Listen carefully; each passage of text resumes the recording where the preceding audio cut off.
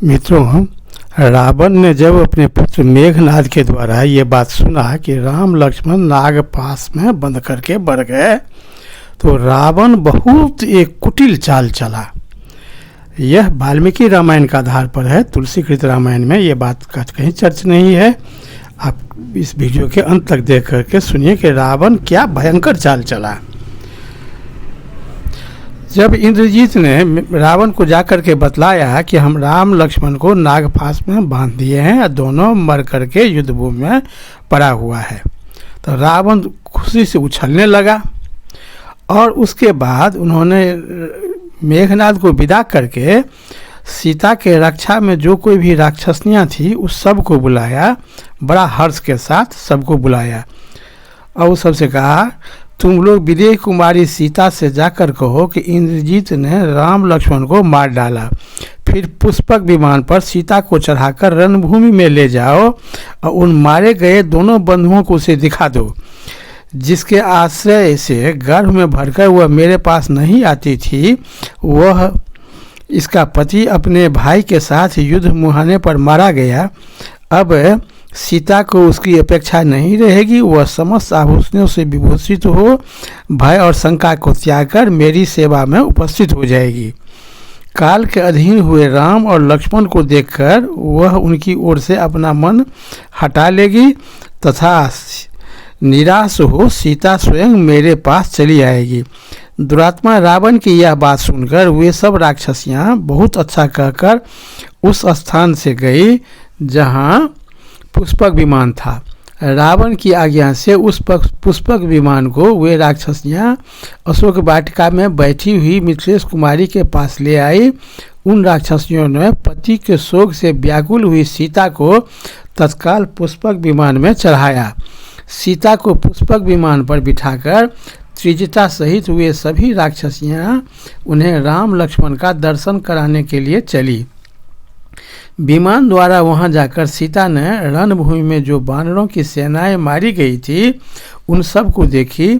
मांसभक्षी राक्षसों को तो भीतर से प्रसन्न देखा, किंतु वानरी सेना बहुत ही पीड़ित था।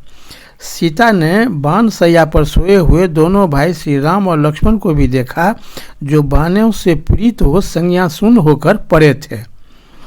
वे बानर समूहों के बने हुए पुतलों की भांति बाण समूह माने नाग के बाण से पड़े हुए पुतलों के भांति दोनों भाई पृथ्वी पर पड़े हुए थे।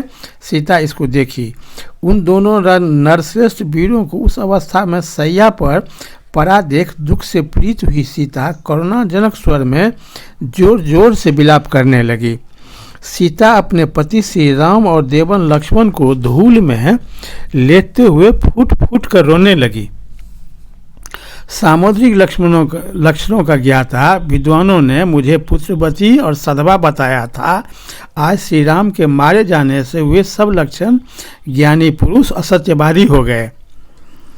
जिन अशुभ लक्षणों के कारण सौभाग्य दुर्लभ होता है और स्त्रियां विधवा हो जाती है, मैं बहुत देखने पर भी अपने अंगों में ऐसे लक्षणों को नहीं देख पाती। तथापि मेरे सारे शुभ लक्षण निष्फल हो गए। स्त्रियों के हाथ पैरों में जो कमल के चिन्ह होते हैं उन्हें लक्षण वेदा विद्वानों ने अमोघ बताया है, किंतु आज श्री राम के मारे जाने से यह सारे शुभ लक्षण मेरे लिए व्यर्थ हो गए। मेरी पैरों की 10 उंगलियां, दोनों तलवे, ये 12 पृथ्वी से अच्छी तरह सट जाते हैं। इन सब के कारण लक्षणों ने मुझे शुभ लक्षणा बताया था। ज्योतिष के विद्वानों को जानने वाला यह बताया था कि मेरा पति के साथ राज्याभिषेक होगा, किंतु आज ये सारी बातें झूठी हो गई। इन दोनों भाइयों ने मेरे लिए जन स्थान को छान डाला, समुद्र को पार किया, परंतु वे दोनों रघुवंशी बंधु तो वरुण, अग्नेय, इंद्र, वायव्य और ब्रह्मशीर आदि अस्त्रों को भी जानते थे। मरने से पहले उन्होंने इन अस्त्रों का प्रयोग क्यों नहीं किया? इस विभिन्न बातों से सीता बहुत ज्यादा विलाप करने लगी। युद्ध स्थल में उन श्री रघुनाथ जी के दृष्टि पथ में आकर कोई भी शत्रु वह मन के समान वेगशाली वाला क्यों न हो, जीवित नहीं लौट सकता था। परंतु काल के लिए कुछ भी असंभव नहीं है। काल के बस में पड़कर श्री राम और लक्ष्मण दोनों भाई मारे जाकर युद्ध भूमि में सो रहे हैं।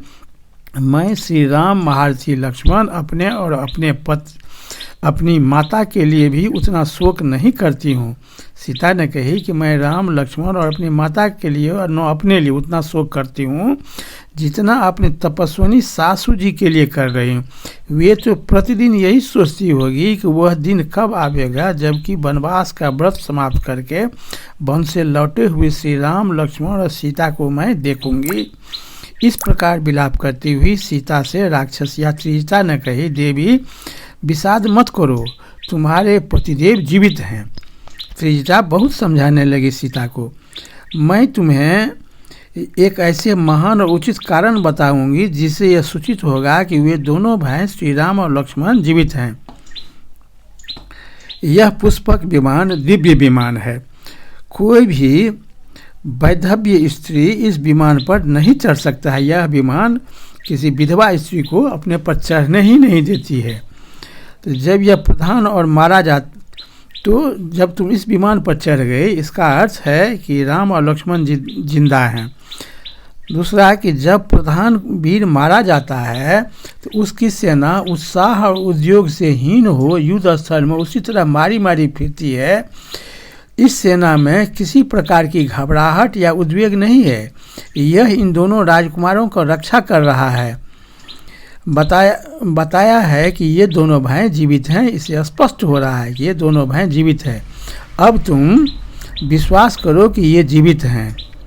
अतः मैंने तुमसे न तो कभी झूठ बोला है और न आगे ही कभी झूठ बोलूँगा। इन दोनों वीरों को रणभूमि में इंद्र सहित संपूर्ण देवता और असुर भी नहीं जीत सकते हैं। वैसा लक्षण देखकर भी मैंने तुमसे ये बातें कह रही हूँ। यह महान आश्चर्य की बात है। तो देखो, बाणों के लगने से ये अचेत होकर पड़े हैं तो भी शरीर की सहज क्रांति का त्याग नहीं हुआ है।